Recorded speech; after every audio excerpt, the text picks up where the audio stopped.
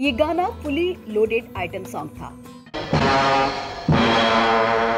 इसमें हेलेन की अदाओं की सारी जादू थी।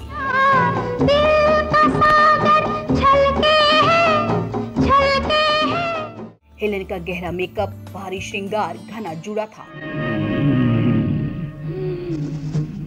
इसमें सोने के पिंजरे में कैद खूंखार हबशी का खौफ था। एक लार टपकाता हुआ मोटा थुलथुल लाला और देसी विदेशी ऑडियंस। ये सब इस बेहद मशहूर गाने के आकर्षण थी, लेकिन इस गाने का मुख्य आकर्षण थी लता मंगेशकर की आवाज।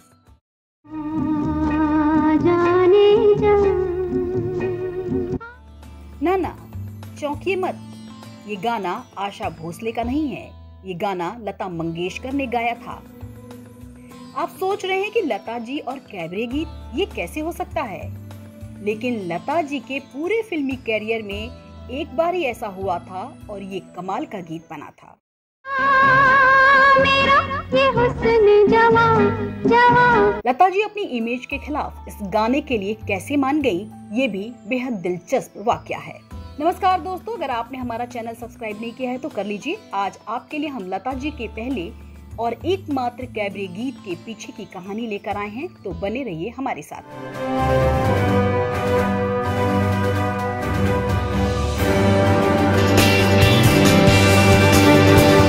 फिल्म इंडस्ट्री में लता जी ने 70 साल तक राज किया, हर मूड के गाने गाए।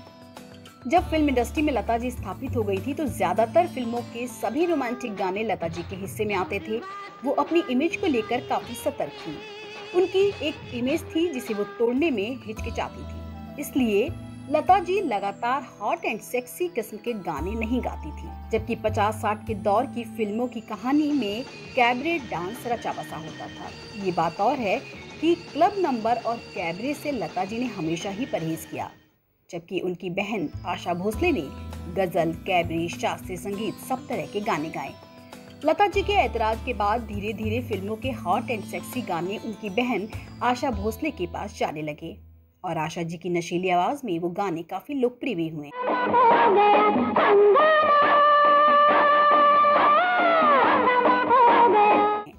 लेकिन लता जी के करीबी लक्ष्मीकांत प्यारेलाल जी ने तय कर लिया था कि ये वाला कैबरे गाना तो वो लता दीदी से ही गवाएंगे।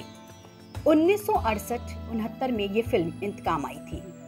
आर.के. नैयर इसके डायरेक्टर थे और लीड रोल में थे संजय खान और साधना। गाने के बोल हॉट एंड सेक्सी थे। मेरा ये हुस्न जवां जवां जवां। लेकिन लता जी तो ऐसे शब्दों वाले गानों से परहेज करती थी। लक्ष्मीकांत हालांकि इससे पहले एक चुलबुला गीत उनसे मेरे हमदम मेरे दोस्त में गवा चुके थे। ये गाना उस दौर की बड़ी एक्ट्रेस मुमताज पर फिल्माया गया था। ये एक किस्म की कव्वाली थी, लेकिन ये वाला गीत हीरोइन साधना पर नहीं बल्कि किसी कैबरे डांसर या आइटम गर्ल पर फिल्माया जाना था। उस दौर में अक्सर कैबरे फिल्म की वैम्प या खलनायिका के हिस्से आया करता था। कैबरे को बॉक्स ऑफिस पर दर्शक खींचना या भरोसेमंद तरीका माना जाता था। इन गानों में सेक्स अपील और सेंसुअलिटी का मिलन होता था, इसलिए सब जानते थे कि इस बार लता जी नहीं मानेंगी। लेकिन लक्ष्मीकांत ने हार नहीं मानी और अपनी दीदी को मनाने में लग गए।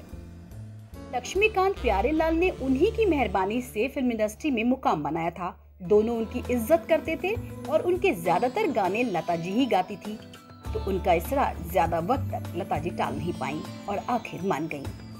लेकिन उन्होंने इससे पहले 2 शर्तें रख दी।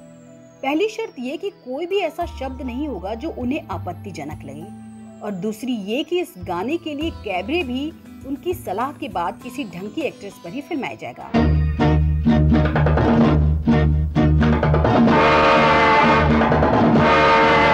लक्ष्मीकांत जी को भला क्या ऐतराज होता?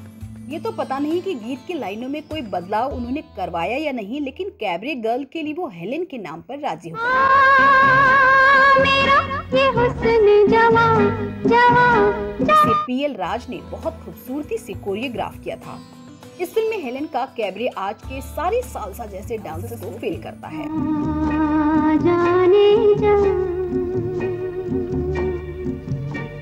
लता जी हर गाने के लिए भरपूर मेहनत करती थी। गाने के बोल, म्यूजिक और फिल्म की सिचुएशन को बारीकी से जानने के बाद ही गाती थी।